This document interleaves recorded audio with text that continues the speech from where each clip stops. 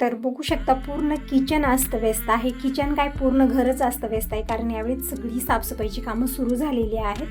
2-3 दिवस झाले याच कामात लागले. तिकडची रूम झालेली आहे, हॉलमध्येही अर्धवट झालेलं आहे आणि आज किचनमधले सगळे भांडे वगैरे सगळे घासून मला परत लावायचे. तर अगोदर मी अलमारीतले सगळे कलरफुल डबे काढले, शीट काढलेले आहेत, अलमारी स्वच्छ पुसून घेतली, शीट पण पुसून मी परत लावलेले आहेत. आणि डबे तितके काही घाण झाले नाही, त्यामुळे रिकामं करून काही मी घासलेलं नाही आहे, कारण जेव्हाही रिकामे होतात मी स्वच्छ करूनच सगळी सामग्री भरत असते.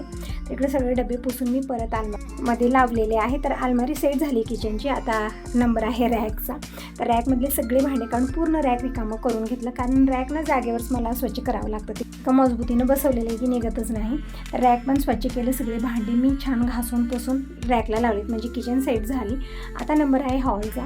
तर हॉलमध्येही सगळे जे ही इथं झाडं ठेवलेली होती सगळी मी धुवून उन्हाला ठेवली होती. छान हळगे पाणी सुकलेले सगळं आतमध्ये घेऊन आले. हे सगळं व्यवस्थित शोकेसमध्ये लावून घेते. तर सगळं मी ठेवलेलं आहे. आता नंबर आहे पडद्यांचा.